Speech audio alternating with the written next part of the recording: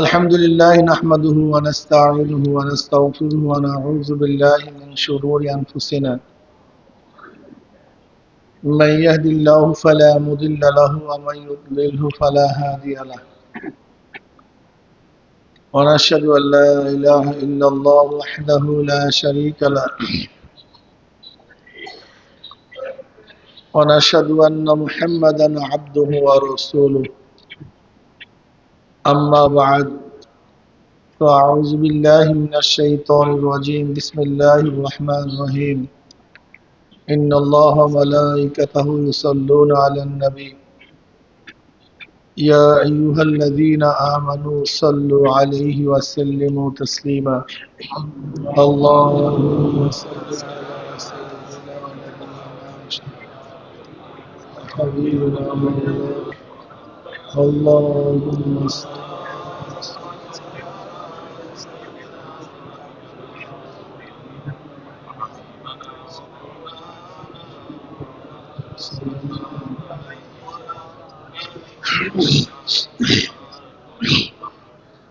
أعوذ بالله من الشيطان الرجيم بسم الله الرحمن الرحيم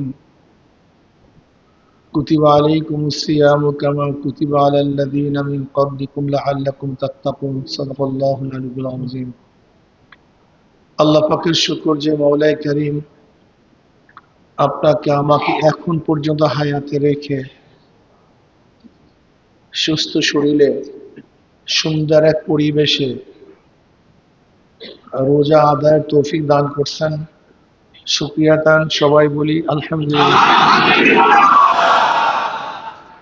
কত মানুষের হায়াত শেষ হয়ে গেছে গিয়ে দেখেন আজকেও কত মানুষ দুনিয়ার থেকে বিদায় হয়ে গেছে প্রতিদিন মানুষ মারা যায় প্রতিদিন এই বাংলাদেশেও গড়ে প্রতিদিন যেন কতজন মানুষ মারা যায় গড়ে বাংলাদেশে প্রতিদিন কত মানুষ যেন মারা যায় সংখ্যাটা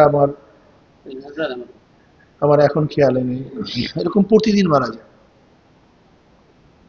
এই জেলার মধ্যে মারা যায় ইউনিয়নের মধ্যে মারা যায় আল্লাহ পাক আপনাকে আমাকে হায়াতে রেখেছেন এই হায়াতের একমাত্র মালিক আল্লাহ এইটা আমাদেরকে খুব ভালো মতো বুঝতে হবে এই হায়াতের একচ্ছত্র অধিপতি আল্লাহ এখানে কারোর কোনো হাত নাই কোনো বিজ্ঞানী ডাক্তার জ্ঞানী কারোর কোনো হাত নাই আল্লাহ পাক যতক্ষণ পর্যন্ত হায়াত রেখেছেন ততক্ষণ পর্যন্ত আমরা থাকব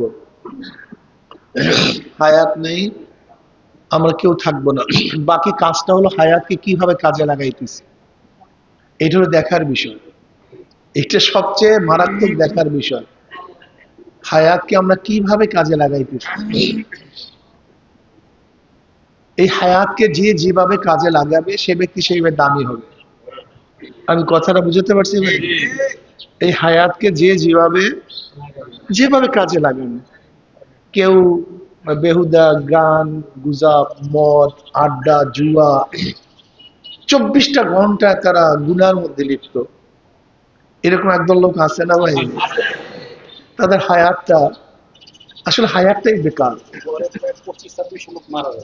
প্রতিদিন না বাংলাদেশে গড়ে 25-26 লোক প্রতিদিন বাংলাদেশে মারা যায় এই বাংলাদেশে প্রতিদিন মারা যায় 25-26 লোক যাই হোক এর জন্য হায়াতটাকে কাজে লাগাতে হবে হায়াতটাকে কিভাবে কাজে লাগাতে পারে এই হায়াতটাকে যে যেভাবে কাজে লাগাবেন সেভাবে দামি হবেন যদি আমরা হায়াতটাকে ভালো কাজে লাগাতে পারি আমরা দামি হব আর হায়াত যদি ভালো কাজে লাগাতে না পারি আমরা ধ্বংস হয়ে যাব ওয়াল আসর ইন্নাল ইনসানা লাফি খুসর এর জন্য আল্লাহ পাক রব্বুল আলামিন আসরের কসম খেয়েছেন আসর সময়ের কসম আকাসামতুল আসরা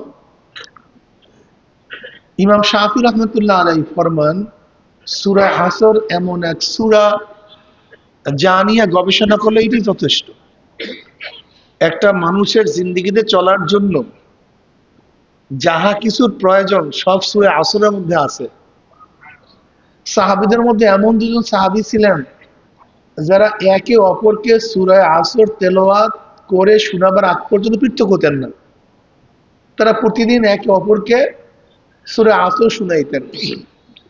সূরা আসর ছোট্ট একটা সূরা, কিন্তু এর মধ্যে একটা মানুষের জিন্দেগি সব কিছু দেয়া আছে। এখানে প্রথমে আল্লাহ পাক আসর সময়ের কসম খেয়েছেন, ওয়াল আসর তাকাসসামতুল আসরা, আমি সময়ের কসম খেয়ে বলতেছি। কারণটা কি আল্লাহ পাক সময়ের কসম খাইছেন কেন? সময়ের গুরুত্ব বুঝাবার জন্য। আসলে এই বয়ান তো আমি করি, আসলে দেখছি আমার মধ্যে সময়ের গুরুত্ব। সময়কে যে যত মূল্যায়ন করতে পারবে সে তত দামি হবে। সময়ের মূল্যায়ন, সময়ের গুরুত্ব, এর জন্য তাসাউফের ভাষা আছে ওয়াক্তুস সাইফ। তাসাউফের অনেকগুলি ভাষা আছে, এর মধ্যে একটা ভাষা কি ভাই? ওয়াক্তুস সাইফ, সময়ের তরবারি। মানে যেরকম তরবারি যে ব্যক্তি পরিচালনা করে, সে যদি তরবারি ব্যবহার করতে পারে তাহলে তরবারি উপকার করে। আর যে ব্যক্তি ব্যবহার করে সে যদি তরবারি ব্যবহার করতে না জানে তাহলে তরবারি তাকেই ক্ষতি করে। কি ভাই ঠিক না? এক ব্যক্তি চাক্কু চালাতে পারে না, যদি চালাতে পারে তাহলে উপকার করবে, সবকিছু কাটতে পারবে। কিন্তু চাক্কু যদি চালাতে না জানে সে নিজের হাতে কেটে ফেলবে। তো অক্তুস সাইফ তাসাউফের একটা উত্তম পরিভাষা, সময়ের তরবারি। অর্থাৎ একজন সালেক, একজন আবেদ, একজন আল্লাহর রাস্তায় যে চলে, সে সব সময় সময়কে কাজে লাগায়। এখন আমার কোন সময়, আমি এখন কি কাজ করব, এই সময়কে কোন কাজে লাগাবো। সালেক যদি সময়কে কাজে লাগাতে না পারে সে এই রাস্তার পথিক হতে পারে না। বুঝাতে পারি নাকি? একজন নাবিকের কাজটা কি? উত্তাল তরঙ্গের মধ্যে, প্রচন্ড ঝড় ঝাপটার মধ্যে সে যদি সময় অনুযায়ী কাজ না করে, আস্তে দেখবেন তার জাহাজ ডুবে যাবে, তার নৌকা ডুবে যাবে। এর জন্য তার প্রতিকূল পরিবেশকে অনুকূল করার জন্য প্রত্যেকটা সময়কে তার কাজে লাগাতে হয়। এক সেকেন্ড এদিকে ওদিকে যদি সে তাকায়, একজন ড্রাইভার যদি এক মুহূর্তের দিকে এদিক ওদিকে তাকায় তো অবস্থাটা কি হয়? এই একই অবস্থা, তার গাড়ি চলতেছে এই মুহূর্তে। মুহূর্ত মানে সময় না, মুহূর্ত মানে কি ভাই? এক মুহূর্ত যদি এদিক ওদিকে তাকায় তাহলে তার গাড়ি অ্যাক্সিডেন্ট করে। তো ঠিক একজন সালেক যে আল্লাহর রাস্তায় চলে, সেও তো ওই সময়কে এই ড্রাইভারের মধ্যে কাজে লাগাতে হবে। ওই ড্রাইভারের মধ্যে যদি সময়কে কাজে না লাগায় তাহলে তো একই অবস্থা। যেরকম গাড়ি চলার উচিত ছিল রাস্তায়, চলে যাবে খাদে। ঠিক আমরাও যদি সময়কে কাজে লাগাতে না পারি তাহলে আমাদের যাওয়ার কথা ছিল জান্নাতে, কিন্তু আমরা চলে যাবো জাহান্নামে। এরকম মারাত্মক অবস্থা। আমাদের যাওয়া উচিত ছিল গন্তব্যে, কিন্তু আমরা পড়ে যাওয়া বিশাল খাদের মধ্যে। ঠিক আমাদের গন্তব্য তো জান্নাত, আমরা জান্নাত থেকে আসছি, আমরা সবাই জান্নাতে যাব নাকি ভাই ঠিক না? কিন্তু সময়কে যদি কাজে লাগাতে না পারি আমরা অন্যদিকে চলে যাব। এর জন্য তাসাউফের ভাষা ওয়াক্তুস সাইফ, সময়ের তরবারি। একজন সালেক সময়কে খুবই গুরুত্ব দেয়। যেমন ধরে নেন রমজান মাস, এই রমজান মাসের ফজিলাত প্রতিটা মুহূর্তে। এখন যদি একজন সালেক এই রমজান মাসের সময়টাকে কাজে লাগাতে না পারে, সে যদি এই সময়টাকে অন্য অন্য মাসের মতোই মনে করে তাহলে সে ব্যর্থ। সে কি ভাই? তার মানে সে সময়কে কাজে লাগাতে পারে না। এর জন্য সময়ের তরবারি, সময়কে কাজে লাগা।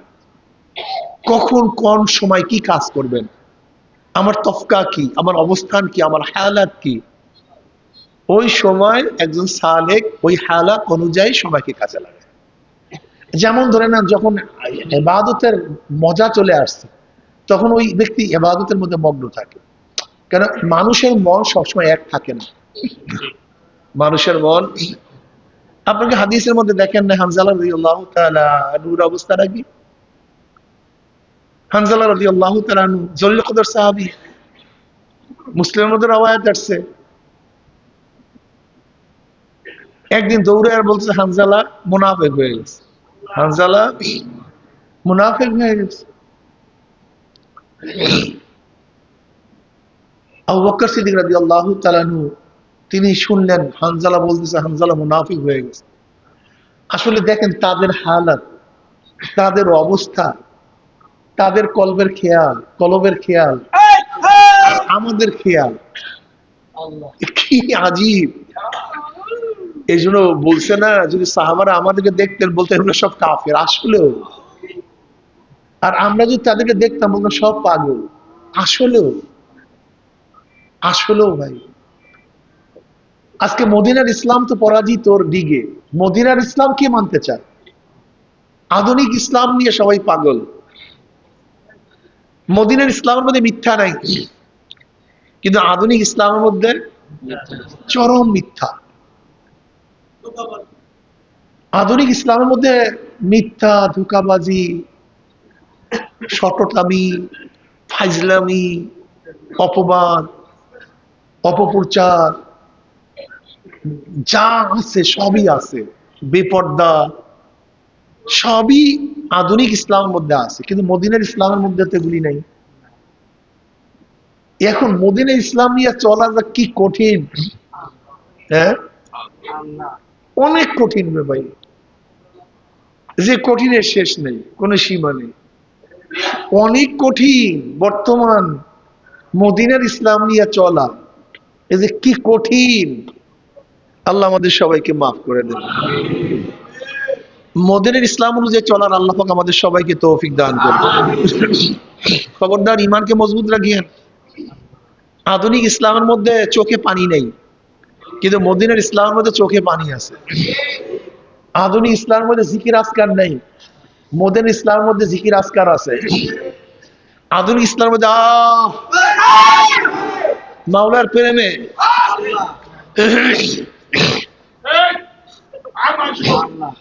এই অন্তরস্থ থেকে জ্বালা নাই, কিন্তু মদিনা ইসলামের মধ্যে জ্বালা আছে। কি কথা বুঝাতে পারি। আধুনিক ইসলামের পাগল পাগল ভাব নাই, কিন্তু মদিনা ইসলামের মধ্যে পাগল পাগল ভাব আছে। আধুনিক ইসলামের তাওয়াজু নাই, কিন্তু মদিনা ইসলামের মধ্যে তাওয়াজু আছে। আধুনিক ইসলামের মধ্যে মোহাব্বত নাই, কিন্তু মদিনা ইসলামের মধ্যে মোহাব্বত আছে। আধুনিক ইসলাম আর মদিনা ইসলাম ভিন্ন জিনিস। আধুনিক ইসলামের মধ্যে মাওলার ভয় নাই, কিন্তু মদিনা ইসলামের মধ্যে মাওলার ভয় আছে। আধুনিক ইসলামের মধ্যে দুনিয়াকে প্রাধান্য দেওয়া হয়, আর মদিনা ইসলামের মধ্যে আখিরাতকে প্রাধান্য দেওয়া হয়। আধুনিক ইসলামের মধ্যে দুনিয়ার গুরুত্ব সবচেয়ে বেশি হয়, আর মদিনা ইসলামের মধ্যে আখিরাতের গুরুত্ব সবচেয়ে বেশি হয়। আধুনিক ইসলামের মধ্যে দাড়ি ছাঁটা, দাড়ি কাটা আছে, কিন্তু মদিনা ইসলামের মধ্যে দাড়ি ছাঁটা, দাড়ি কাটা নেই। আধুনিক ইসলামের মধ্যে প্যান্ট শার্ট টাই সব আছে, কিন্তু মদিনা ইসলামের মধ্যে লেবাসুত তাকওয়া আছে। আধুনিক ইসলামের মধ্যে বেপর্দা মহিলাদের ইফতার আছে, মিছিল মিটিং আছে, কিন্তু মদিনা ইসলামের মধ্যে বেপর্দা মহিলাদেরকে মিছিলও নাই, মিটিংও নাই, ইফতারিও নাই।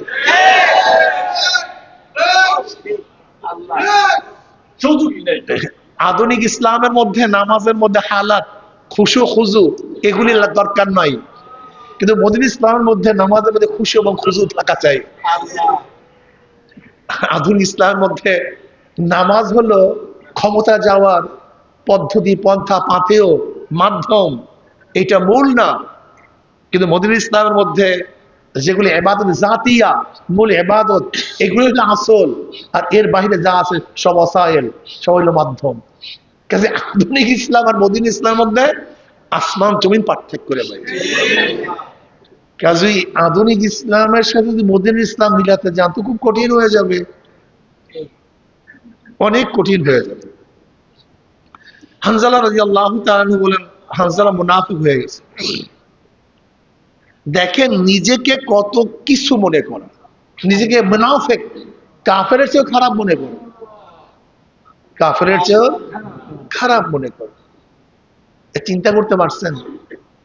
আবু বকর রাদিয়াল্লাহু তাআলা বললেন, ভাই হানজালা তুই মুনাফিক হয়ে গেছিস কিভাবে? কি বলো তুমি মুনাফিক হয়ে গেছো? হ্যাঁ, তুমি কি বলতেছো মুনাফিক হয়ে গেছো? বলে হ্যাঁ ভাই আমি মুনাফিক হয়ে গেছি। কিভাবে? জনাব মুহাম্মদ রাসূলুল্লাহ সাল্লাল্লাহু আলাইহি ওয়াসাল্লামের দরবারে তার মজলিসে যখন থাকি, নবী আলাইহিস সালাতু ওয়াস সালাম জান্নাত এবং জাহান্নামের যখন বয়ান করেন, মনে হয় জান্নাত দেখতেছি, জাহান্নামে পড়ে গেছে, জাহান্নাম আমার সামনে। কিন্তু নবী আলাইহিস সালাতু ওয়াস সালামের থেকে যখন বাইরে চলে আসে, সে হালাত তো থাকে না, সেই অবস্থান তো থাকে না। কাজে নবী আলাইহিস সালাতু ওয়াস সালামের উপস্থিতিতে এক অবস্থা, তার বাহিরে ভিন্ন অবস্থা। এইটাই তো মুনাফিকি। চিন্তা করছেন কত সূক্ষ্ম, কত তীক্ষ্ণ, সময়ের কত মারাত্মক তীক্ষ্ণ নজর। ওই সময় এই অবস্থা, এই সময় এই অবস্থা। কি বুঝলেন? এরকম চিন্তা ভাবনা আমাদের মধ্যে আছে। ওই সময় কি অবস্থা ছিল, এই সময় কি অবস্থা ছিল। এই চরমনে মুজাহিদ, আপনি কি একদিনও খেয়াল করে দেখছেন চরমনে যখন প্রথম মুজাহিদ হয়েছিলেন তখন আপনার কলমের হালাত কি ছিল, এখন কলমের হালাত কি? আমি তো দেখছি আমি একেবারে গুমরা, এবং গুমরার চরমে চলে গেছে। প্রথম যখন শায়েখ রহমতুল্লাহ বয়াত হয়েছি তখন হালাত সুবহানাল্লাহ, যে মাজুব মাজুব অবস্থা ছিল, এখন তো তার কিচ্ছু নেই, বরং পুরো উল্টা হয়ে গেছে, পুরা উল্টা হয়ে গেছে। এই যে সময়, এইগুলি নিয়ে যদি আমি আপনি গবেষণা না করি যে আমার আগে কি অবস্থা ছিল, এখন কি অবস্থা, আগে আমি এই কাজটা করতে পারতাম, এখন এই কাজটা করতে পারি না কেন, আগে আমি এবাদত এইভাবে করতাম, এখন এবাদত করতে পারি না কেন। এইটা তো একজন সালেকের কাজ। একজন সালেকের কাজটা কি, এখানে আসছেন কেন? দেখেন এই বয়ান কিন্তু আসলে মাকসাদ না। তরবিয়াতের মূল মাকসাদ হলো নিজেকে গঠন করা, নিজেকে গঠন করা, নিজেকে ফারেক করা। মুসা আলাইহিস সালাতু ওয়াস সালামের সাথে আল্লাহ পাক কথা কখন বলছেন? আল্লাহ পাক বলছেন তুমি 30টা রোজা রাখো। কয়টা রোজা রাখো? এই 30টা রোজার মধ্যে তিনি রাত দিন কখনোই তিনি ইফতার করতেন না, রাত্রে ইফতার করতেন না, দিনেও তিনি ইফতার করতেন না। অথচ খিজির আলাইহিস সালাতু ওয়াস সালামের সাথে যখন সফর করছিলেন, আধা বেলা যেতে না যেতে বলছে খাদ্য দাও। আর এখানে 30 দিন রাত্রে ইফতার নেই, দিনেও ইফতার নেই। একটা প্রশ্ন আছে কি নেই? ওই জায়গায় আধা বেলা যেতে না যেতেই খাদ্য চেয়েছেন।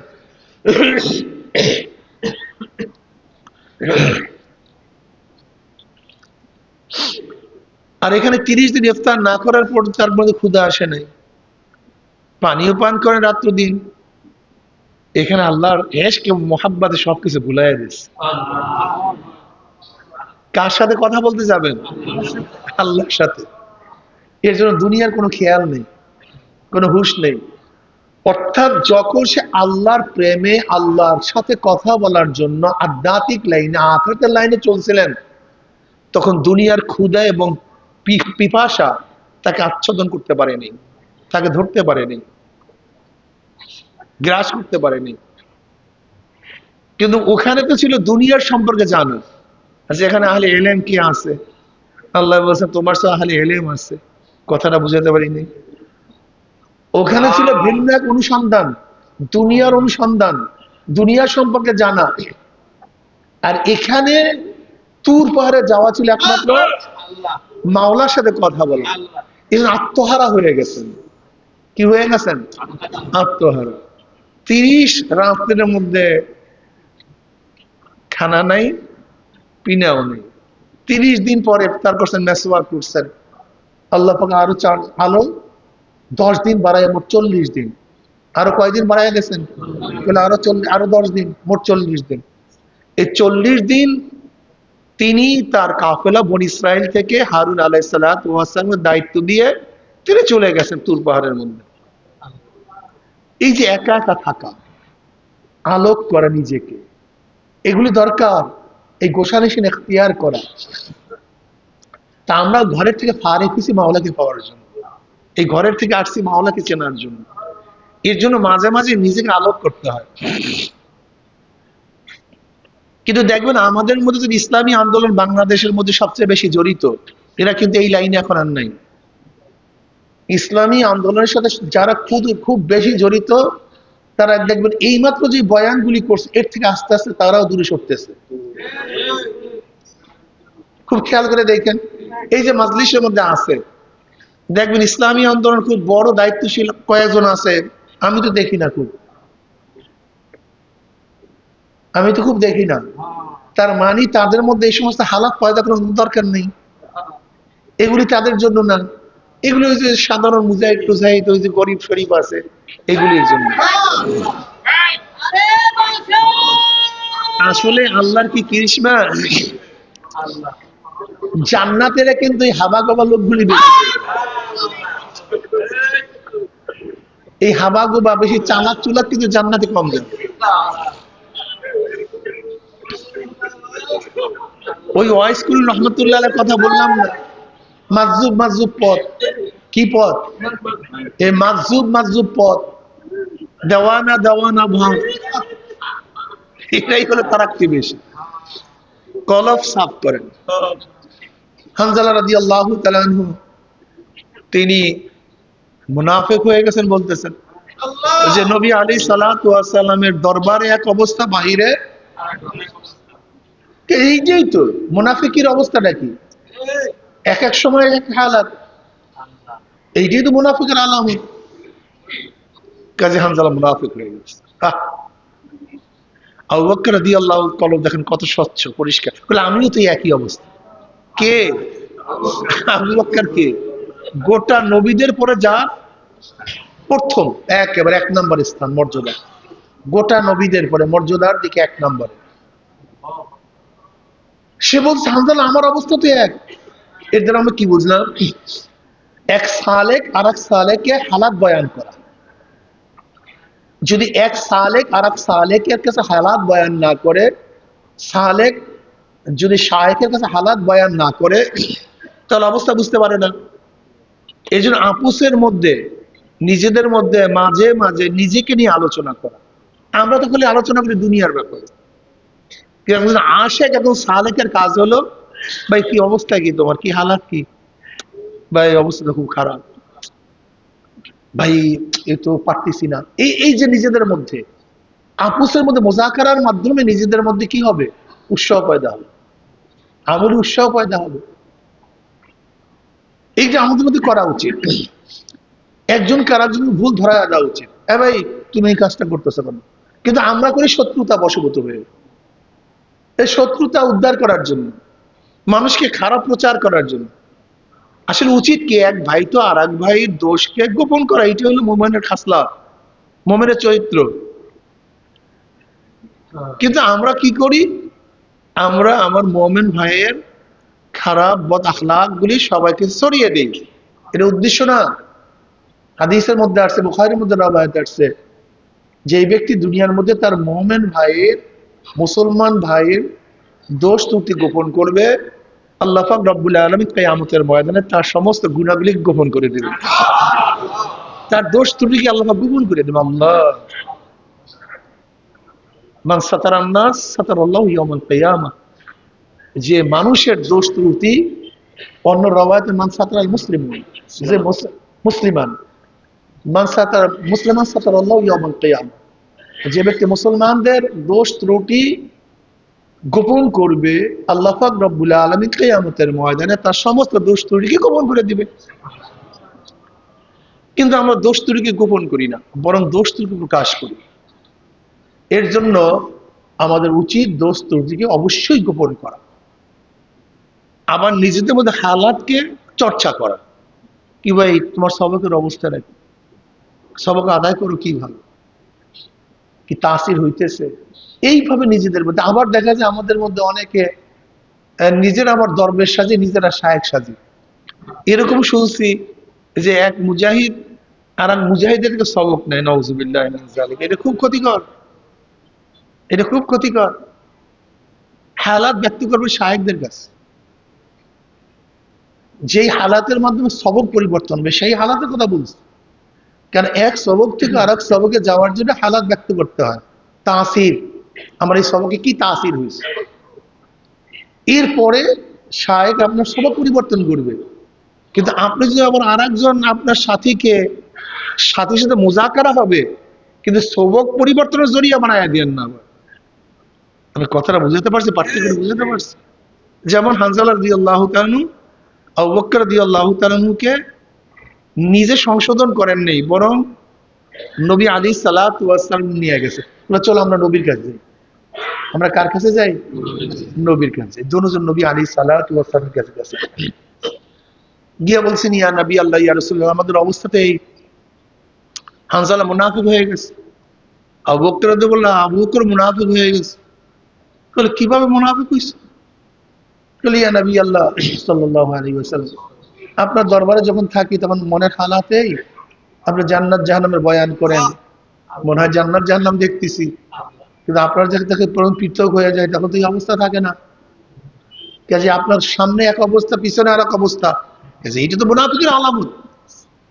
নবী আলাইহিস সালাতু বললেন, হানজালা, এইটা মুনাফিকের আলামত। হানজালা রে, আমার কাছে থাকলে, আমার মজলিসে থাকলে তোমাদের যে অবস্থা হয়, যে এই অবস্থা সব সময় থাকতো, তাহলে বিছানায়, রাস্তায় ফেরেশতারা তোমাদের সাথে মুসাফা করতো। কিন্তু হানজালা এই অবস্থা, হানজালা এই অবস্থা, হানজালা এই অবস্থা। তিনবার বললেন, মানে এই অবস্থা সবসময় থাকা সম্ভব না, উচিত না। যে এই অবস্থা সবসময় থাকে, তাহলে দুনিয়ার কোনো কাজ কোনো মানুষ করতে পারবে না। এটা হলো তরিকাতের ভাষা কবস এবং বস্ত। তরিকাতের ভাষায় কি ভাই? কবস এবং বস্ত। কখন নিজেকে সংকুচিত করা, আবার কখন নিজেকে প্রসারিত করা। কখন এমন অবস্থা যে আমি আর মনে হয় আমার দ্বারা কোনো কাজ হবে না, আমার দ্বারা কিচ্ছুই হবে না, আমি মনে শেষ হয়ে গেছি, আমি মনে ধ্বংস হয়ে গেছি, আমি মনে হালাক হয়ে গেছি। এই হলো কবস। আবার অনেক সময় দেখেন প্রশস্ততা চলে আসছে, না আল্লাহ মনে হয় মাফ করবে, আল্লাহ মনে হয় ক্ষমা করবে, আল্লাহ পাক দয়ালু, আল্লাহ পাক মেহেরবান, আল্লাহ পাক গফফার, আল্লাহ পাক সত্তার। এটা একজন সালেকের মধ্যে হবে তো। এই কবস এবং বাস, এটা তরিকাতের লাইনের সবচেয়ে বড় সুন্দর একটা অবস্থান। মাঝে মাঝে দেখবেন হালাত এরকম, মনে হয় আমি কিচ্ছু না, সব শেষ, সব শেষ, আমার দ্বারা কিছুই হবে না। আবার মাঝে মাঝে আল্লাহ, মাশাআল্লাহ, আলহামদুলিল্লাহ। এরকম হালাত যদি আমাদের মধ্যে পয়দাই না হয়, তো কেমন আপনার তরিকাতের লাইনের লোক? আপনি কেমন লোক তরিকাতের লাইনে? হ্যাঁ, মাঝে মাঝে দেখবেন নিজেকে সবচেয়ে ছোট মনে করা, আবার অনেক সময় দেখা যায় আল্লাহ পাকের কাছে নিজেকে সুপর্দ করা, মনে হয় আল্লাহ মাফ করে দিবে ইনশাআল্লাহ। আল ঈমানু বাইনাল খাউফি ওয়ার রাজা,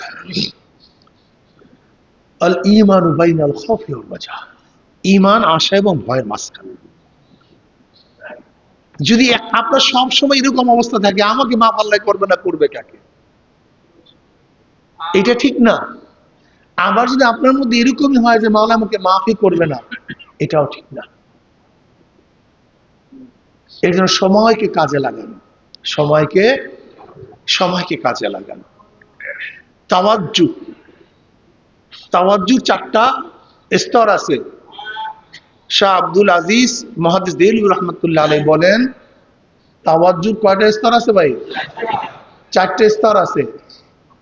ইনইকাসি, ইলকাই, ইসলাহি, ইত্তেহাদি। তাওয়াজ্জুয়ে ইনইকাসি, তাওয়াজ্জুয়ে ইলকাই, তাওয়াজ্জুয়ে ইসলাহি, তাওয়াজ্জুয়ে ইত্তেহাদি। এই 4টা স্তর আছে তাওয়াজ্জু। এই তাওয়াজ্জুর স্তরগুলি যদি আমরা পার করতে পারি, তাহলে দেখবেন আমাদের মধ্যে হালাত পরিবর্তন হয়ে যাবে ইনশাআল্লাহ। শাহ আব্দুল আজিজ সাহেব রহমাতুল্লাহ আলাইহি বলেন,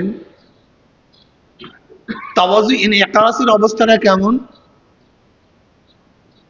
তাওয়াজ্জু ইনইকাসের অবস্থাটা হলো এই যে শায়েখ জিকির, শোগল,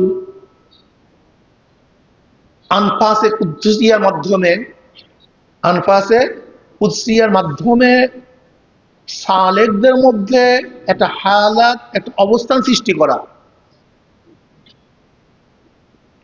জিকির, আসকার, পবিত্র রূহের মাধ্যমে কলবের তাওয়াজ্জুর মাধ্যমে সালেকদের মধ্যে একটা অবস্থার সৃষ্টি করা, যার মাধ্যমে সালেক আস্বাদন করতে পারে, অনুভব করতে পারে, স্বাদ অনুভূতি করতে পারে আল্লাহ পাকের মারেফাতের, ইবাদতের। কিন্তু এই তাওয়াজ্জুদের অবস্থাটা কেমন? যতক্ষণ শায়েকের দরবারে সালেক থাকে ততক্ষণ সালেকের মধ্যে এই হালাত অবতীর্ণ হয়, এই হালাতের মধ্যে সে অবস্থান করতে থাকে। কিন্তু যখন শায়েক চলে যায় তখন এই হালাত থাকে না। এটার উদাহরণ কেমন? যেমন সুন্দর আতর, দামি আতর লাগিয়ে যদি আপনি মাজলিসে আসেন, তখন সবাই মুহুর মুহুর ঘ্রাণে আকৃষ্ট হয়ে যাবে, সুন্দর ঘ্রাণ। কিন্তু এই ঘ্রাণ কতক্ষণ থাকবে? যতক্ষণ পর্যন্ত আতরওয়ালা মাজলিসে থাকবে। কিন্তু আতরওয়ালা যখন চলে যাবে আবার ঘ্রাণ চলে যাবে। এটা নিসবাতের তাওয়াজ্জু একেবারে প্রথম স্তর।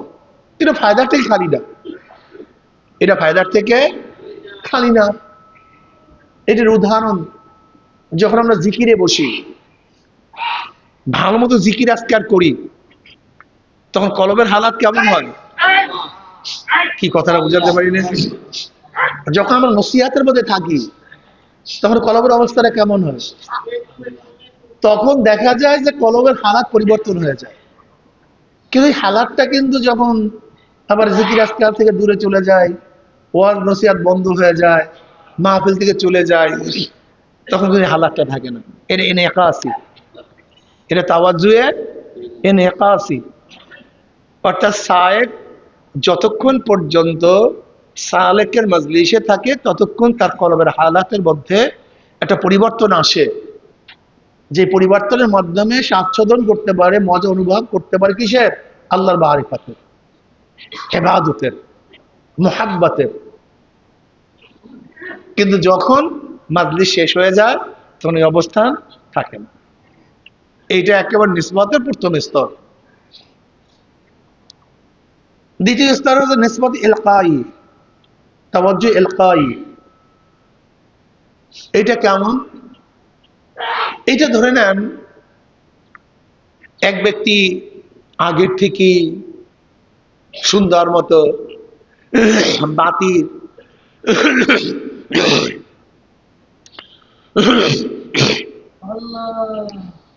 একটা ল্যাম্পের কপির নাসা, তৈল সব কিছু সুন্দর মতো জোগাড় করছে, কিন্তু তার কাছে আগুন ছিল না। কি ছিল না ভাই? আগুন ছিল না।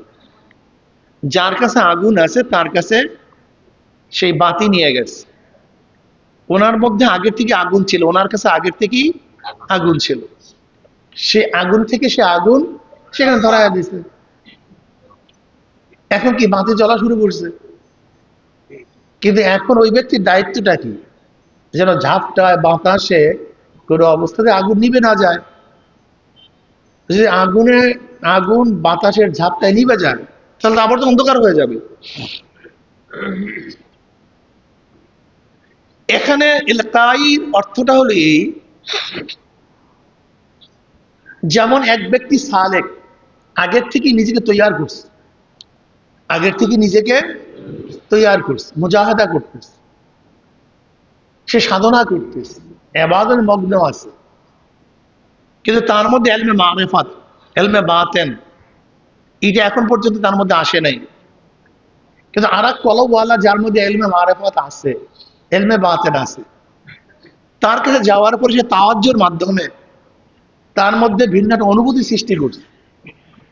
অনুভূতি সৃষ্টি করার পর দেখবেন একদল মানুষ আছে, আগের থেকে আমরা নামাজ পড়ি, রোজা রাখি, কিন্তু মজা পাইতেছিলাম না, স্বাদ পাইতেছিলাম না, চোখে পানি ছিল না। কি এরকম হালাত আছে কি নাই? কিন্তু দেখা যায় একজন কামেল ব্যক্তি যার মধ্যে আগে থেকে কামালাত আছে, তার কাছে যাওয়ার পরে তার সবক আসবক নেওয়ার পরে তার রুহানি পরিবর্তন চলে আসছে। এরকম কি হালাত হয় নাই নাকি ভাই? এটা হলো ইলকাই। অর্থাৎ যার মধ্যে আগে থেকে কামালাত আছে, সেই কামালাত থেকে তার মধ্যে কামালাতকে পরিপূর্ণ করে দেয়া, তার মধ্যে তাওয়াজ্জু দেয়া, নিসবত দেয়া, এই নিসবতের মাধ্যমে তার মধ্যে এখন ভিন্ন একটা অবস্থার সৃষ্টি হয়। এখন তার দায়িত্ব হলোই যে গুনার থেকে নিজেকে বাঁচায় রাখা, গুনার ঝাপটার থেকে নিজেকে বাঁচায় রাখা এবং ইবাদতের মধ্যে মগ্ন থাকা। তাহলে দেখবেন আস্তে আস্তে কি হবে, সে তারাক্কি হতে থাকবে। এটা এলকাই। আর একটা তাওয়াজু ইসলাহি, এটা আরো বেশি মজবুত, আরো বেশি মজবুত। এই তাওয়াজ্জুর অবস্থাটা কেমন? এই তাওয়াজ্জু কোন তফকার তাওয়াজ্জু, কোন তফকার সম্পর্ক, কোন তফকার নিসবত? যেমন এক ব্যক্তি কুয়া খনন করছে, কি খনন করছে? কুয়া খনন করছে। এখন কুয়া খনন করার পরে সে কুয়ায় পানি নেই, কুয়ার মধ্যে কি নাই? পানি নেই। সে কি করছে? নদীর সাথে একটা ড্রেন করে দিস, লাইন করে দিস। এখন অবস্থাটা কি বলেন তো? সব সময় কুয়ার মধ্যে পানি আসতে থাকবে, সব সময় কুয়ার মধ্যে পানি আসতে থাকবে। এখন ওই ব্যক্তি কুয়ালার দায়িত্বটা কি? বসেন, কুয়ালার দায়িত্বটা কি? বসেন, কুয়ালার দায়িত্বটা কি? যেন ড্রেনের মধ্যে কোনো অবস্থাতে বড় চাকা না পড়ে, পাথর না পড়ে। সামান্য খড়কুটা কিন্তু আটকাতে পারবে না। সে পানি তোড়ে সব ভেসে চলে যাবে। কিন্তু খবরদার তার মধ্যে যদি পুরা চাকা না আসে, বড় পাথর না পড়ে। যদি পাথর পড়ে তাহলে পানি লাইন বন্ধ হয়ে যাবে। কথা ঠিক না? ঠিক তদ্রুপ এক ব্যক্তি আগের থেকে, এই যে আমাদের অনেকে মনে করি, আমরা অনেকেই মনে করি যে অমুকের কাছে যাওয়ার পরই এক মুহূর্তের মধ্যে তাকে একেবারে অনেক উপরের তফকায় নিয়ে গেছে। এরকম আমরা অনেকে মনে করি না? অনেকের সময় দেখা যায় কেতাবের মধ্যে আমরা দেখি যে শায়েখের কাছে যাওয়ার পরে শায়েখ এক মুহূর্তের মধ্যে তাকে একেবারে তরিকাতের অনেক উঁচা পর্যায়ে পৌঁছায় দিছে। আমরা কেতাবের মধ্যে অনেক সময় আমরা দেখি। এর জন্য আমাদের অনেকে, আবার চক্ষু খেলেন আপনি, এর জন্য আমাদের অনেকের মধ্যে এইটা আমাদের মধ্যে বলি যে হুজুর অমুকের কাছে যাওয়ার পরে অমুকে যেরকম একেবারে এক মুহূর্তের মধ্যে তাকে উপরের তপকে পুষাইয়া দিয়েছে, আপনিও সেইভাবে উপরের তপকে পুষাইয়া দেন, এরকম করিয়া দেন। এরকম কিন্তু অনেকের মধ্যে ধারণা আছে। এইটার জবাব হাজী ইমদাদুল্লাহ মওয়াজি মক্কি রহমতের চোখ খুব চমৎকার ভাবে দিচ্ছেন। হাজী ইমদাদুল্লাহ মওয়াজি মক্কি রহমতুল্লাহ চমৎকার ভাবে দিচ্ছেন। বলে দেখো তোমরা অনেকেই ভাবো যে শায়েকের কাছে যাওয়ার সাথে সাথে শায়েক এক মুহূর্তের মধ্যে তাকে কালা আলা দরজা পৌঁছায় দিচ্ছে। ব্যাপারটা এরকম না। ব্যাপারটা হলো এরকম, ওই ব্যক্তির মধ্যে আগের থেকে যোগ্যতা ছিল, আগের মধ্যেই সে জিকির আজকার মুরাকাবা মুশাহাদা তো আগের থেকেই করতেছিল, এবাদতে তো মগ্ন ছিল, কিন্তু কোনো এক জায়গায় সংযুক্ত ছিল না, কোনো এক জায়গায় সংযোগ ছিল না। সে তার সবকিছু আগের থেকে জোগাড় করে রাখছে, কিন্তু যে ব্যক্তি সংযুক্ত করতে পারে সেটা খালি জোড়া দিয়ে দিচ্ছে, সাথে সাথে বাতি জ্বলছে। কিন্তু আমাদের অনেকের মধ্যে ধারণা হুজুর একসাথে একেবারে সবকিছু করে, এইটা না। আসলে কেউ কাউকে চাপ দিয়ে কিছু করতে পারে না। অর্থাৎ যতটুকু ত্রুটি আছে, এটা আমি সামনে বলবো, একটু পরে বলতেছি। যেমন নবী আলাইহিস সালাতু ওয়াস সালামকে জিবরাইল আলাইহিস সালাতু ওয়াস সালাম ফাখাযানি ফাকাত্তানি ফারসালানি, তিনি ধরছেন, জোরে চাপ মারছেন। হাত্তা হাত্তা বালাগা মিনাল জুহুদ, এমনকি যমনের কষ্ট পড়ছে তার মধ্যে। এখানে জিবরিল আলাইহিস সালাতু ওয়াস সালাম তার মধ্যে নতুন কিছু সৃষ্টি করেন নাই, কোনো যোগ্যতা সৃষ্টি করেন নাই, বরং নবী আলাইহিস সালাতু ওয়াস সালামের মধ্যে যোগ্যতা ছিল, প্রকাশ করেছেন। নবী আলাইহিস সালাতু ওয়াস সালামের মধ্যে যোগ্যতা ছিল, সেটা শুধু প্রকাশ করছেন। উদাহরণ কেমন? এক ব্যক্তি আগের থেকে সুন্দর, অনেক ভালো চেহারা, কিন্তু কোনোদিন সে আয়না দেখেনি। তার চেহারা অনেক সুন্দর, অনেক আকর্ষণীয়, কিন্তু কোনোদিন আয়না দেখেনি। হঠাৎ সে আয়না দেখছে, আল্লাহ আমি এত সুন্দর, আচ্ছা বলেন তো, আয়না কি তার চেহারার সৌন্দর্য বর্ধিত করছে না প্রকাশ করছে? সেটা আগের থেকেই সুন্দর। এখানে আয়নার কাজ হলো প্রকাশ করা, আয়নার কাজ তার মধ্যে সৌন্দর্য বর্ধিত করা না। আয়নার কাজটা কি ভাই? নাকি বর্ধিত করা। ঠিক তদ্রূপ অনেক সময় দেখা যায় তার মধ্যে যোগ্যতা আছে, প্রকাশ হয়নি, শায়েখের কাছে যাওয়ার পরে সে প্রকাশ করে। কি কথা ঠিক না? শায়েখের কাছে যাওয়ার পর কি হয়ে যায় ভাই? এটা প্রকাশ হয়ে যায়। তা ঠিক তদ্রূপ একজনে আগের থেকে মুজাহাদা করে, মুশাহাদা করে, সে মোরাকাবা করে, সাধনা করে, কিন্তু তার মধ্যে উচ্চ জয়েন্ট না থাকার কারণে, সামঞ্জস্য ধরে নেন একটা অঙ্কওয়ালা সবসময় অঙ্ক করতেছে, করতে করতে করতে করতে একেবারে ঘটনা মেলি না কেন, একের শেষ পর্যন্ত অঙ্কটা করছে কে? ছাত্র। চেষ্টা করছে কি? কিন্তু মিলাইতে, কিন্তু যার মধ্যে জ্ঞান আছে এই এরকম 1 সেকেন্ডের মধ্যে মিলাই দিচ্ছে, বাস এতটুকু। তার মানে এই নয় যে প্রথম থেকেই একেবারে সে একেবারে সব করে বলে স্থান। ওই তার মধ্যে যতটুকু ত্রুটি আছে ত্রুটি বাস দূর করছে, অঙ্ক মিলে গেছে। আমি কথাটা বুঝাতে পারি? এক ব্যক্তি দরজা খোলার জন্য আগেই সাধনা করতেছে, কিন্তু একটু পদ্ধতি তার জানা ছিল না। যে ব্যক্তির পদ্ধতি জানা ছিল সে বলছে ভাই এইভাবে না এইভাবে, শেষ। সেটা বুঝাতে পারছি? এই জন্য আপনারা ভাবিয়েন না যে হুজুর আপনারা চাপ দিয়ে সব উঠে যান। এত করে কথা বলার উদ্দেশ্য হলে সাধনা আপনাকে করতে হবে, প্রত্যেকে সাধনা করতে হবে। সাধকের কাজ হলো সাধনা করা। যেখানে একটু ত্রুটি থাকবে এই সেই একটু করে দাও। আরে ভাই বসেন।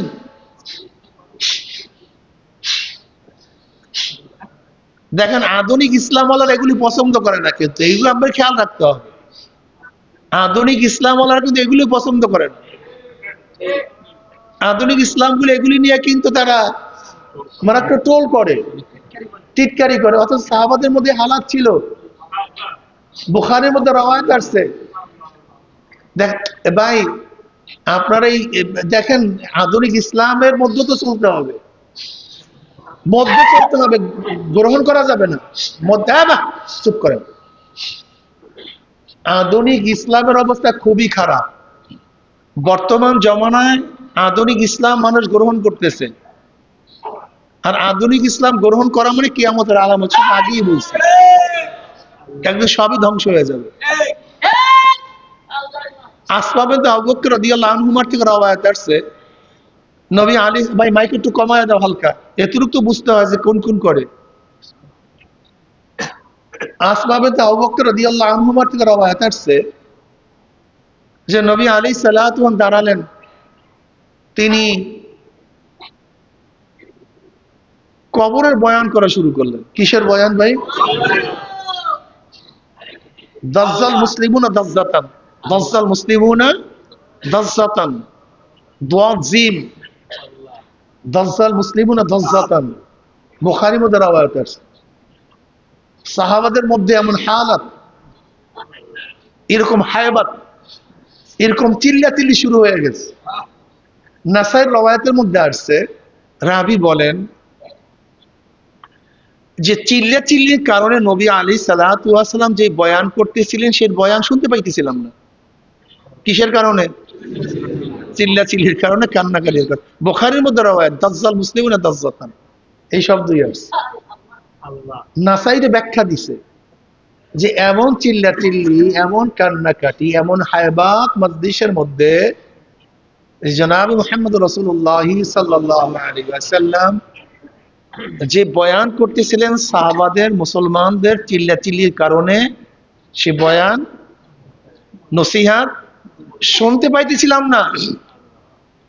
যখন মুসলমানদের হায়াবাত চলে গেছে, বয়ান বন্ধ হয়ে গেছে, মজলিস সুস্থ হয়ে গেছে, আমি কাছের একজনকে প্রশ্ন করলাম, ভাই নবী আলাইহিস সালাত পড়বেন না সাল্লাল্লাহু আলাইহি ওয়াসাল্লাম?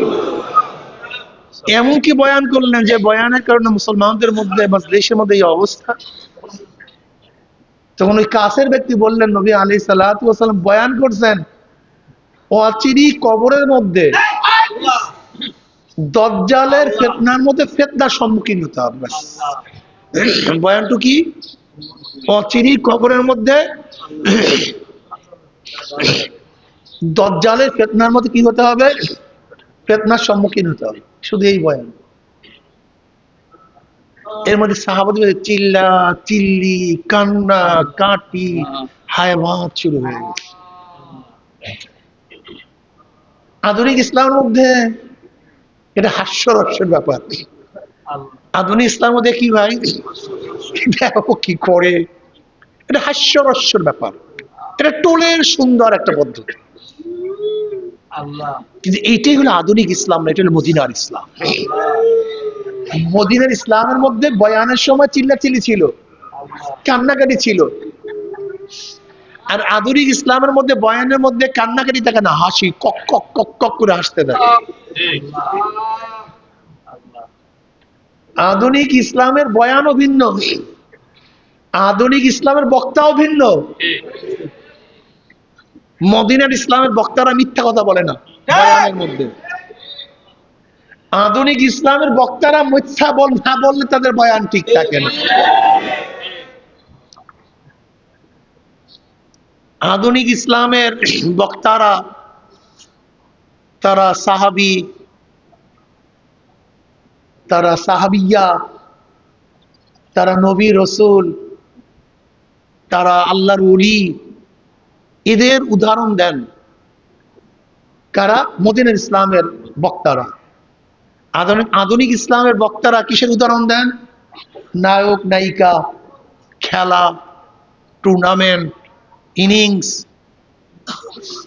কথাটা বুঝে দেবে, এটা বুঝতে হবে আপনাদের। আধুনিক ইসলাম আর মদিনার ইসলাম মধ্যে, আধুনিক ইসলাম থেকে বয়ান থেকে যখন মানুষ যায় তখন শুধু বলে বয়ান হইছে কেমন রে, সুরের সুরে একেবারে। এটা হলো আধুনিক ইসলামের বয়ানের মাজলিসের হালাত। আজ হাসতে হাসতে বেটা পেটের সময় ব্যথা করে ফেলাইছে, ব্যাটারি এমন হাসা হাসছি আমার জিন্দিগিতে আর এত হাসা হাসি নেই রে, বক্তা এত হাসাইতে পারে। এটা হলো আধুনিক ইসলামের মাজলিস। আর মদিনা ইসলামের বয়ানের পরে মানুষ যাবে কান্নাকারী অবস্থা, চোখে পানি থাকবে, নিজের অস্থির, করলামটা হইলটা কি, উপায়টা কি, করবোটা কি, এখন কি করি।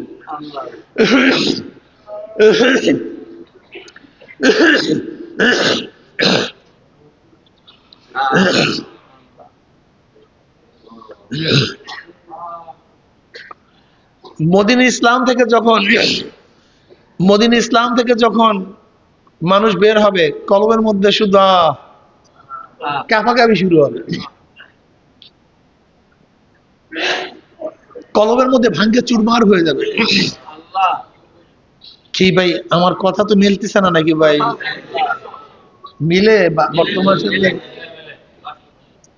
ভাই অনেক কঠিন মশালা আছে তো। আমাদের মুজাহিদরা অনেক এখন দেখা যায় হুজুর এগুলি এই এখন এই কান্না কাটির জান্নাত জাহান্নামের বয়ান এই এখন আর মানুষ পছন্দ করে না। আসলেও নাউজুবিল্লাহ, আসলেও তো এগুলি আস্তে আস্তে পছন্দ করবে না তো। এগুলি ফালতু মনে করবে, এগুলি ভেজাল মনে করবে, এগুলি প্রগতির বাধা মনে করবে, এগুলি উন্নতির বাধা মনে করবে। এগুলিকে মানুষ বলবে এগুলো ফালতু, এগুলি যেগুলো চলে না, এগুলো মানা যায় না। অনেক কঠিন ভাই মাসালা। ওই যে হানজালা রাদিয়াল্লাহু অবস্থা বললাম না, যে নবী আলাইহিস সালাত দরবারে যখন থাকতাম বয়ান শোনার পরে কি দেখতাম না, কথা ভুলে গেছেন, জান্নাত। এখন জান্নাত জাহান্নামের বয়ান কোন ওলামায় দেখবেন বড় বড় নাম করা যত আলেম চরমনের তরিকার বাহিরে সাধারণত আপনি দেখবেন না তা 50টা বয়ানের মধ্যে জান্নাত জাহান্নামের বয়ান আছে। আপনি দেখেন 50টা বয়ানের মধ্যে জান্নাত জাহান্নামের বয়ান এবং জান্নাতের আকর্ষণ, জাহান্নামের ভয়ে, তার মধ্যে নিচের মধ্যে আলাত। আমি তো সহজে দেখি না, তা কোরআন কি বয়ান করছে? কোরআন তো খালি পৃষ্ঠায় পৃষ্ঠায় জান্নাত জাহান্নাম, পৃষ্ঠায় পৃষ্ঠায় জান্নাত জাহান্নাম, পৃষ্ঠায় পৃষ্ঠায়। বুঝি না কিছু আমরা, কি বুঝলাম বুঝি না। আবু বকর রাদিয়াল্লাহু তাআলা আনহু বা সাহাবারা বিভিন্ন রাওয়ায়াতের মধ্যে আসছে কদ শিফতা ইয়া রাসূলুল্লাহ, কদ শিফতা ইয়া রাসূলুল্লাহ, ইয়া নবী আল্লাহ, আপনি অল্প বসে পাইকে গেছেন কেন, বুড়ো হয়ে গেছেন কেন? আপনি অল্প বসে কেন, আপনাকে কিসে বুড়া করে দিন, বুড়ো হয়ে গেছেন, দাড়ি পাকছে কেন? ইয়া নবী আল্লাহ, আমরা দেখতেছি আপনি বুড়ো হয়ে গেছেন, কদ শিফতা ইয়া রাসূলুল্লাহ। নবী আলাইহিস সালাম কি বললেন? শাইয়াবাতনি সূরাতুল ওয়াকিয়া ওয়া আখাতুহা, সূরা ওয়াকিয়া এবং এই ধরনের সূরা, সূরা আম্মা ইয়াসালুন, সূরা ওয়াকিয়া, সূরা কিয়ামা, অর্থাৎ এই ধরনের সূরার মধ্যে যেইভাবে কিয়ামতের বয়ান আছে, কিয়ামতের বয়ান করছে, দেখেন শেষের পারাগুলি সবই তো কিয়ামতের বয়ান। শেষের পারা সবই তো কিয়ামতের বয়ান,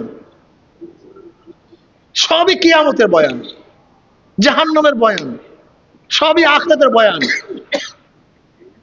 অথচ এখন আমাদের মধ্যে জান্নাত জাহান্নামের বয়ান করলে খুলে খুলে পীর দি।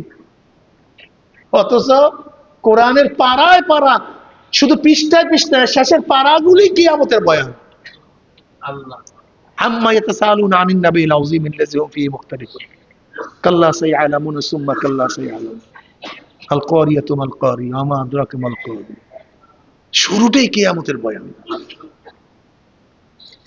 ইযা যুলজিলাতিল আরদু জিলজালাহা ওয়া আখরাজাতিল আরদু আথকালাহা ওয়াল লাইলি ইযা ইয়াগশা ওয়াস সামাই ওয়া মা বানাহা ওয়াল আরদি ওয়া মা তুহাহা।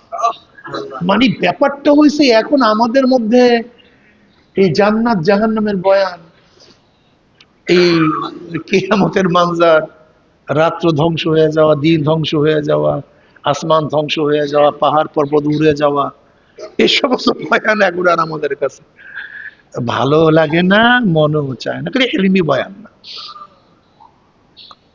এর জন্য এখন আমাদের অবস্থা, আধুনিক ইসলামের দিকে আমরা সবাই আস্তে আস্তে আমরা ঝুঁকে পড়তেছি, আধুনিক ইসলামের দিকে, আধুনিক ইসলামের দিকে আমরা আস্তে, মিয়া আধুনিক ইসলাম আস্তে আস্তে কি হবে, গালেব হবে, আর মদিনা ইসলাম আস্তে আস্তে কি হবে, মাগলুব হবে।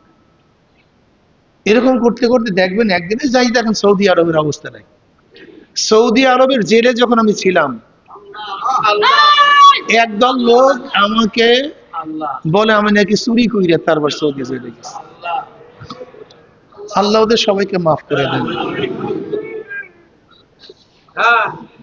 আস্তাগফিরুল্লাহ। যাই হোক, সৌদি জেলে কেন গেছিলাম তা তো জানেন, আমার বিরুদ্ধে 11টা মিথ্যা অপবাদ দিয়েছিল। যখন সৌদি সরকার এটা জানতে পেরেছে তখন তো দেখছেন সৌদির মেহমান এখানে আসছে, আমাদের কি সম্পর্ক হয়েছে, কিন্তু এটা মিথ্যা একদল লোক ছড়ায়। আল্লাহ আমাদের সবাইকে মাফ করে দেন। আমি সৌদি জেলে গিয়ে বুঝতে পারছি কেয়ামত একেবারে কাছাকাছি চলে আসছে, কেয়ামত একেবারে কাছাকাছি চলে আসছে। সৌদিওয়ালাদের ইবাদতের যে অবস্থা, তাদের ইবাদতের মেজাজের যে অবস্থা, ইবাদতের প্রতি তাদের আগ্রহ যা দেখলাম, বুঝছি কারবার শেষ হয়ে গেছে। ওরা প্রথম কি করছে, সুন্নাতের উপর আকর্ষণ উঠায় দিচ্ছে, এই মহাব্বাতের উপর আকর্ষণ উঠায় দিচ্ছে, জান্নাত জাহান্নামের বয়ান থেকে মানুষকে দূরে সরাইছে, মুত্তাকি আলেমদেরকে সব অ্যারেস্ট করে ফেলছে, ওদের 5টা গোলামদেরকে আলেম হিসাবে নিযুক্ত করছে। এরকম করতে আস্তে আস্তে মহাব্বত থেকে দূরে করছে, মহাব্বত আস্তে আস্তে, অর্থাৎ ইবাদতটাকে এটা আধুনিকতা বানায় ফেলেছে, আধুনিকতা। যখন দেখছে ইবাদতটা আধুনিকতা, এর মধ্যে কোনো আকর্ষণ তাদের মধ্যে নাই, তখন এই বুঝি কারবার শেষ। কেন মানুষ ধর্ম পালন করে মহাব্বত আবেগে, যেই ধর্মের পেছনে আবেগ মহাব্বত থাকে না, ওটা ধর্ম কোনোদিন কেউ পালন করতে পারে না, কেউ পারবে না কোনোদিন। এটা যে ধর্মই হোক না কেন, ধর্ম পালনের পিছনে আবেগ থাকতে হবে, মহাব্বত থাকতে হবে। এই আবেগ এবং মহাব্বত যেই ধর্মের পিছনে থাকবে না, সে ধর্ম দুনিয়ার কেউ কোনোদিন পালন করবে না। এই জন্য ওদের মূল টার্গেট হলো প্রথম মহাব্বত এবং আবেগের উপরে কি করা, হস্তক্ষেপ করা। প্রথম গোটা সৌদির মধ্যে দেখবেন ওদের মধ্যে আবেগও নাই, সেই মহাব্বতও নেই। কেউর মধ্যে নাই তা না, কারোর মধ্যে নাই তা না। সংখ্যা আস্তে আস্তে, এই যে দেখেন এখন সৌদির মধ্যে যা করতেছে সৌদি সরকার, আপনি বিশ্বাস করতে পারবেন না।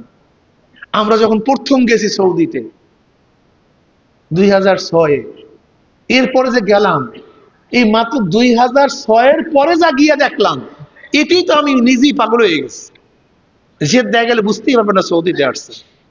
মদিনার মধ্যে এখন অহরহ বিপর্দা মহিলারা, অহরহ। আস্তে আস্তে আস্তে আস্তে আস্তে আস্তে আস্তে আস্তে আস্তে একদিনে তো সবকিছু ধ্বংস হয় না ভাই। ইসলাম কি এই পর্যন্ত একদিনে আসছে? বিদায় কি একদিনে হবে? আস্তে আস্তে আবেগের জায়গা, মোহাব্বতের জায়গা থেকে আমাদেরকে এখন এই দুনিয়ার ইসলামকে দুনিয়ার সাথে একটা জড়াইয়া ফেলাই দিচ্ছে। এই দুনিয়ার সাথে যদি ইসলামকে জড়াইয়া ফেলাই, তখন ইসলাম আর থাকবে না। কেন মানুষের মধ্যে দুনিয়ার আকর্ষণ অনেক বেশি, কোটি গুণ বেশি। যেমন আমার কথাই তো বলি, আমার মধ্যে সবচেয়ে বেশি, আমার মধ্যে গুণ আর স্প্রিয়া সবচেয়ে বেশি। এর থেকে ফিরা খুব কঠিন না সহজ? আরো যদি এর মধ্যে এমনি নাসুন না পুরি আরো পাইছি ঢোলের বাড়ি, অবস্থাটা কি হয়? অবস্থাটা কি হয়? এর জন্য অবস্থা খুব খারাপ, অবস্থা খুবই কঠিন। এর জন্য আমি এই বর্তমান যারা আছেন মদিনা ইসলামের যারা থাকতে চান, সবসময় খেয়াল করবেন সাহাবাদের ইতিহাস পড়বেন, সাহাবাদের ইতিহাস, আল্লাহর ওলিদের ইতিহাস পড়বেন, আল্লাহর ওলিদের ইতিহাস পড়বেন। এর হলো বাস্তব। সাহাবাদের ঘটনা পড়বেন, এর হলো বাস্তব। নবীর ইতিহাস পড়বেন, এদের জীবনী পড়বেন। তাই দেখবেন আস্তে আস্তে ইনশাআল্লাহ আমরা দিনের দিকে আস্তে ধাবিত হব। আর সবচেয়ে বড় কথা হলো সব সময় খেয়াল রাখবেন যে আমার অবস্থাটা কি, নিজের দিকে খেয়াল রাখবেন। মান আরাফা নাফসাহু ফাকাদ আরাফা রাব্বাহ। আমার হালাত কি, আমার অবস্থাটা কি। যারা তরবিয়াতে আসছেন দায়ী হয়ে যান, দায়ী হয়ে যান, ফিকের ঢুকান, ফিকের ঢুকান যে মদিনা ইসলাম বাস্তবায়ন করতে হবে। এই জন্য আমার দাওয়াত দিতে হবে, সবচেয়ে বেশি দাওয়াত দিতে হবে। দাওয়াত দাওয়াত দাওয়াত দাওয়াত দাওয়াত আমাদেরকে বেশি দিতে হবে। তা নিসবত কয় প্রকার বলছিলাম? আর এক প্রকার তাওয়াজ্জু, নিসবত, তাওয়াজ্জু, তাওয়াজ্জু এটা হলো। আর একটা হলো ইত্তেহাদি, ইনশাআল্লাহ আর একদিন বলবো। আল্লাহ আমাদের সবাইকে নিসবত অনুযায়ী চলার তৌফিক দান করেন। আমাকে আল্লাহ পাক মাফ করে দেন। ইত্তেহাদি বলি এই দিন নাকি কি আপনাদের খারাপ লাগতেছে না?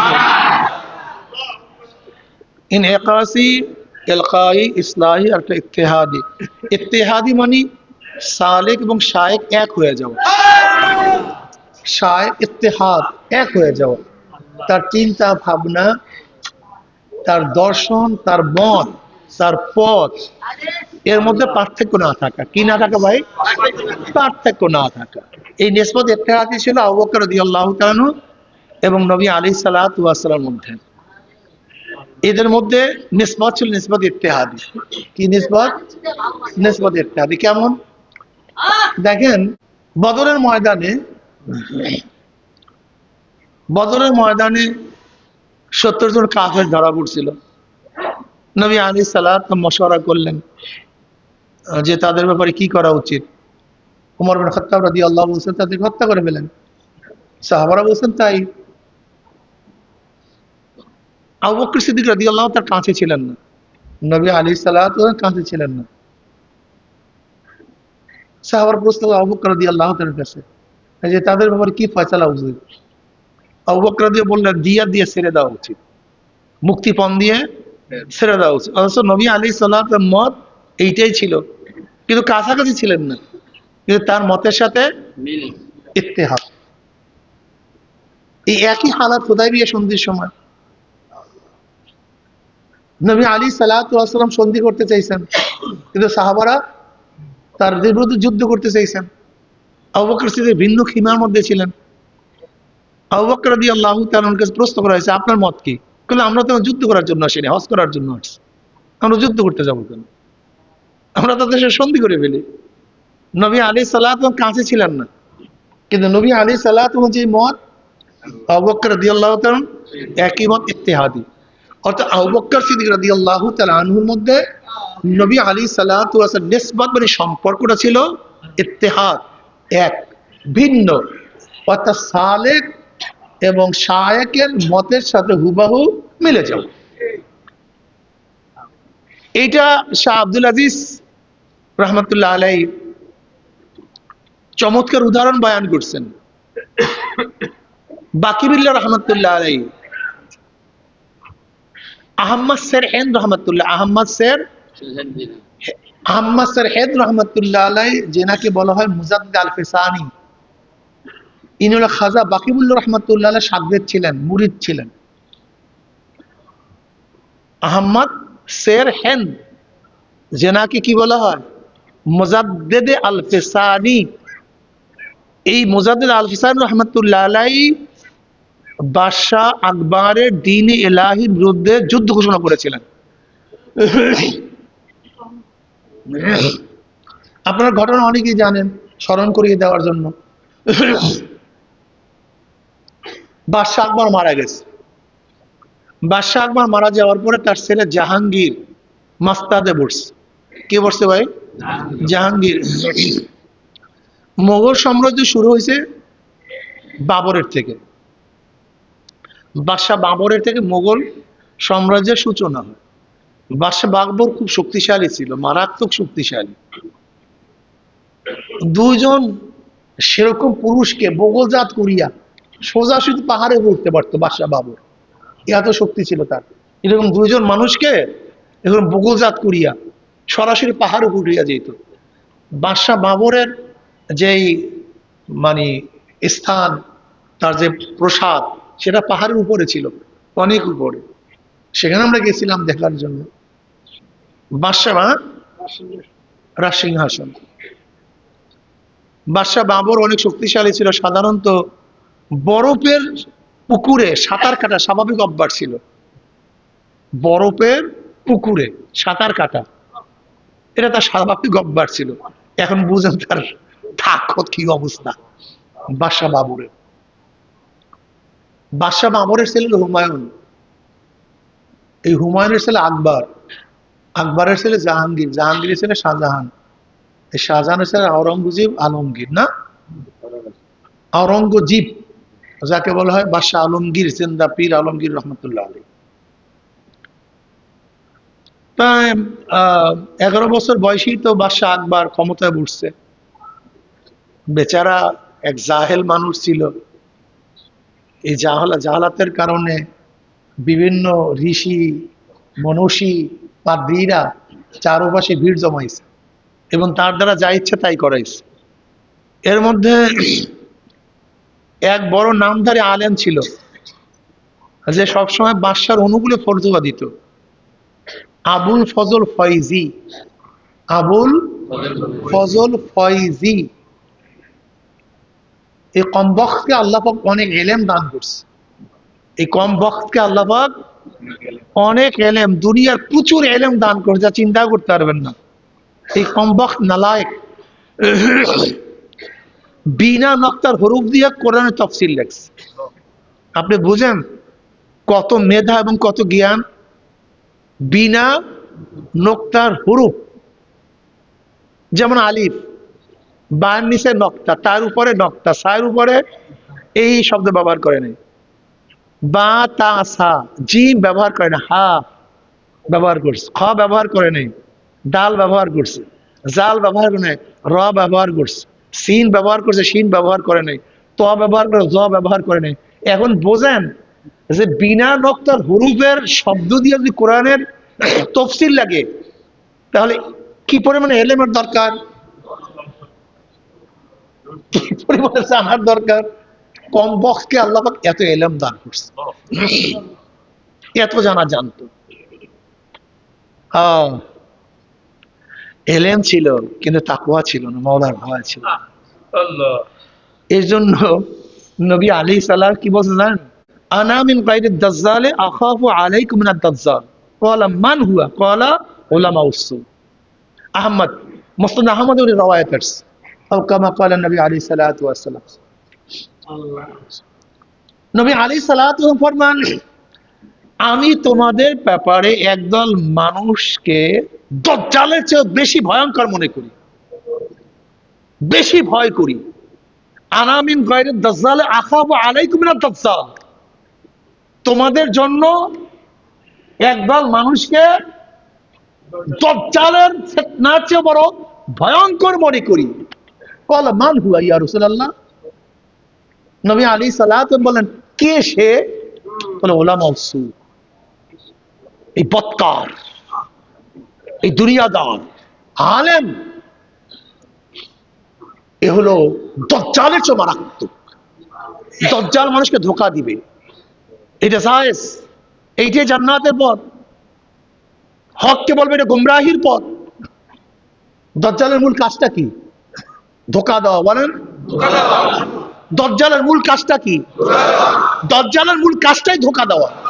যেটা জান্নাত না সেটাকে জান্নাত বলা, যেটা জাহান্নাম সেটাকে জান্নাত বলা, যেটা মিথ্যা সেটাকে সত্য বলা, যেটা সত্য সেটাকে মিথ্যা বলা, যেটা হক রাস্তা সেটাকে গলত বলা, যেটা গলত রাস্তা সেটাকে হক বলা। এইটাই হলো দাজ্জালের কাজ। এই যে শোনেন না, দাজ্জাল দাজ্জাল, দাজ্জালের মূল কাজটা কি? কি করে? জোরে বলেন। দাজ্জালের মূল কাজটা হলো ধোঁকাবাজি। বলবে আমি সব, আমি জান্নাতের মালিক, এটা কি ভাই? ধোঁকা। আমি জাহান্নামের মালিক, এটা কি? আমার উপরে যে ঈমান আনবে সে নাজাত পেয়ে যাবে, এটা কি? দাজ্জালের মূল কাজটাই হলো ধোঁকা। ঠিক একদল আলেম, তাদের কাজটাই হলো ধোঁকা। আনা মিন গায়রি দাজ্জাল আখাফু আলাইকুম মিনাদ দাজ্জাল। ক্বালা মান হুয়া? ক্বালা উলামা উসসু। এই উলামা উসসু, এই খুব মারাত্মক। এই যুগে যে উলামা উসসু আছে কি নাই? এই ঠিক তদ্রুপ এই আবুল ফজল ফয়জি, এইটা ছিল উলামা উসসু। অর্থাৎ বাদশা আকবর যা বলতেছে জায়েজ, কি দিয়া? কোরআন হাদিসের দলিল দিয়া। যা বলতো হ্যাঁ জায়েজ, এই যে দলিল। যা বলতো জায়েজ, এই যে দলিল। ঠিক দেখবেন বর্তমান জমানাও আধুনিক ইসলাম ওলারাও এই ওলামা উসসুর মাধ্যমে সবকিছু কথা কয় না, সবকিছু জায়েজ। আগে ছিল ওই ওলামা উসসু একসময় যেটাকে নাজায়েজ মনে করতো, এখন সেইটাকে একই ব্যক্তি। এইটি হলো ওলামা উসসু, এইটি হলো ওলামা উসসু। এদের সব সময় খেয়াল হলো দুনিয়া, দুনিয়ার চাকচিক্য, ফিতনা।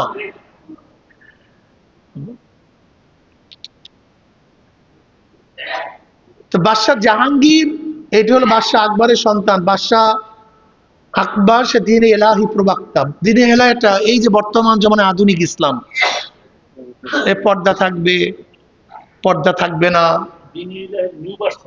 হ্যাঁ, এটা হলো নিউ ভার্সন বলতে পারেন।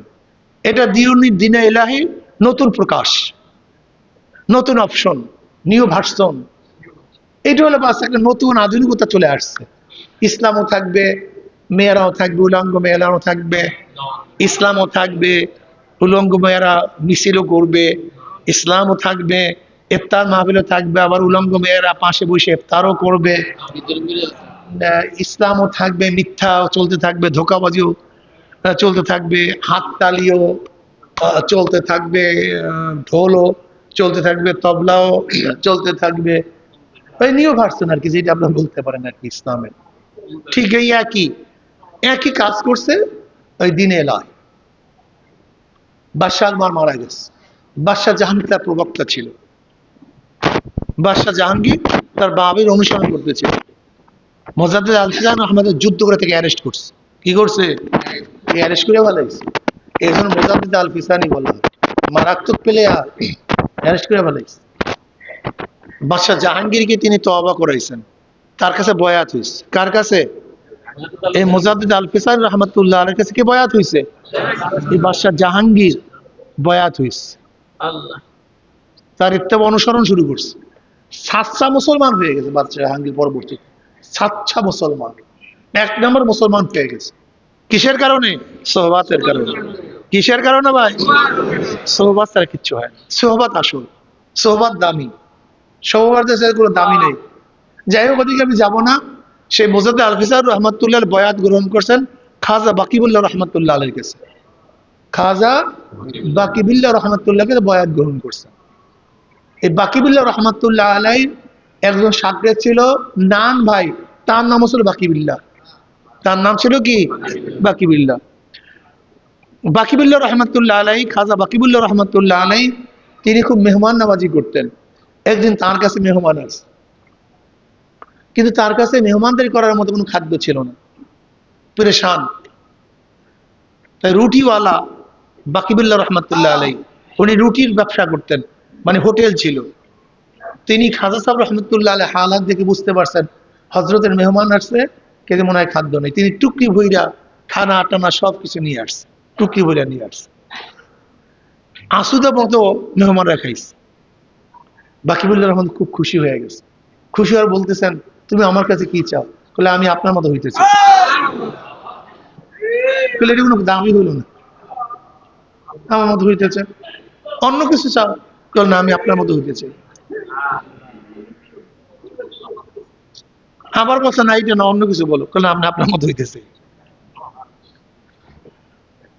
এরপরে খাজা বাকিবুল্লাহ রহমতুল্লাহ আলাইহি তার হুজরার মধ্যে নিলেন, সারা রাত তাওয়াজ্জু দিলেন। তাওয়াজ্জু দেওয়ার পরে ফজরের পরে যখন বের হয়ে আসছেন, দেখা যায় বাকিবুল্লাহ রহমতুল্লাহ আলাইহি এবং খাজা রহমতুল্লাহ হালাত করে এক হয়ে গেছে, চেহারার মধ্যে এক হয়ে গেছে। কিন্তু পার্থক্য হলো এই, বাকিবুল্লাহ রহমতুল্লাহ আলাইহি সুস্থ ছিলেন, হুশে ছিলেন, কিন্তু নাম ভাই যে বাকিবুল্লাহ, তিনি হুশে ছিলেন না, মাজজুব হয়ে গেছে। অর্থাৎ যে তাওয়াজ্জুটা আস্তে আস্তে দেওয়ার কথা ছিল, যে এটা একসাথে দেওয়ার কারণে সে সহ্য করতে পারেন না। এর জন্য তাওয়াজ্জু একসাথে দেওয়া ঠিক না। এর জন্য খেয়াল করে দেখছেন, সবক বাতাবার সময় সবসময় বলা হয়, যারা নিজের সবকে আছেন তার উপরে সবকের খেয়াল রাখবেন না। অনেক সময় দেখা যায় এটা করার কারণে অনেকের মধ্যে ভিন্নতা, সমস্যা সৃষ্টি হতেই পারে। তো এই যে ইত্তেহাদি, অর্থাৎ এমন তাওয়াজ্জু, যে তাওয়াজ্জুর কারণে সালেক এবং সাগরেদ এক হয়ে যাওয়া, এইটাকে বলে নিসবতে ইত্তেহাদি। দেখবেন নিসবত ইত্তেহাদি যাদের মধ্যে আছে, এই নিসবত ইত্তেহাদি যাদের মধ্যে আছে, এরা দেখবেন শায়েখ যে ফয়সালা করে তাদের ইশকাল করেন,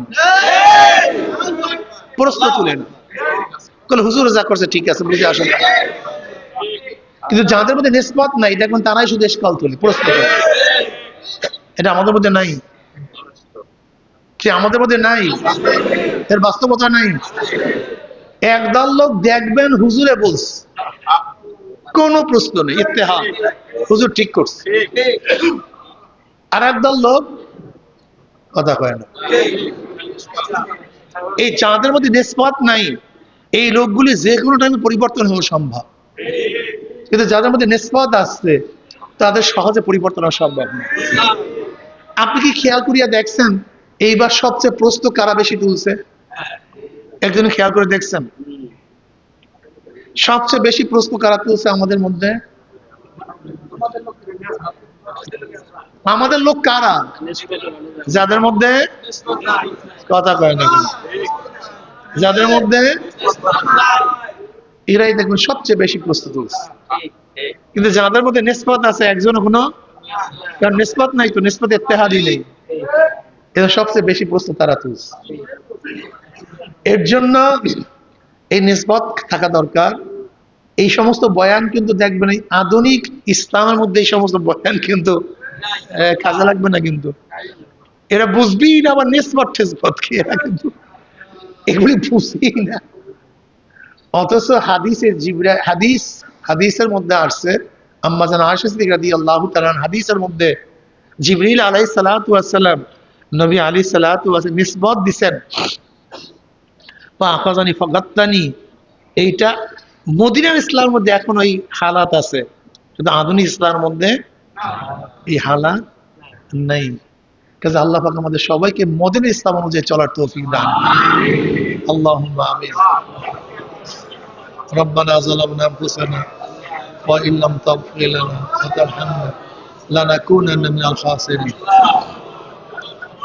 আল্লাহ আমাদের গুনাহ খাতা maaf করে দেন আল্লাহ গুনাহ খাতা maaf করে দেন আল্লাহ গুনাহ থেকে বাঁচিয়ে থাকার তৌফিক দিয়া দেন আল্লাহ গুনাহ থেকে বাঁচিয়ে থাকার তৌফিক দিয়া দেন আল্লাহ গুনাহ থেকে বাঁচিয়ে থাকার তৌফিক দিয়া দেন ইয়া আল্লাহ আমাদের মেহেরবানি করে সবার গুনাহ খাতা maaf করে দেন আল্লাহ রহমতের আজকে ৬ষ্ঠ দিন চলিয়া যাইতে আছে জানি রহমত পাইলাম কি পাইলাম আল্লাহ গোটা দুনিয়ার উপর রহমত নাযিল করেন আল্লাহ গোটা মাখলুকাতের উপর রহমত নাযিল করেন আল্লাহ গোটা মানুষের উপর রহমত নাযিল করেন আল্লাহ গোটা মুসলমান মুমিনদের উপর রহমত নাযিল করেন আল্লাহ এই মাজলিসের উপর রহমত নাযিল করেন আল্লাহ এই তরিকার উপর রহমত নাযিল করেন আল্লাহ মাসলাক মাযহাবের রহমত নাযিল করেন মাওলা হে আমরা যারা হাত তুললাম জানি না কার মা নাই বাবা নাই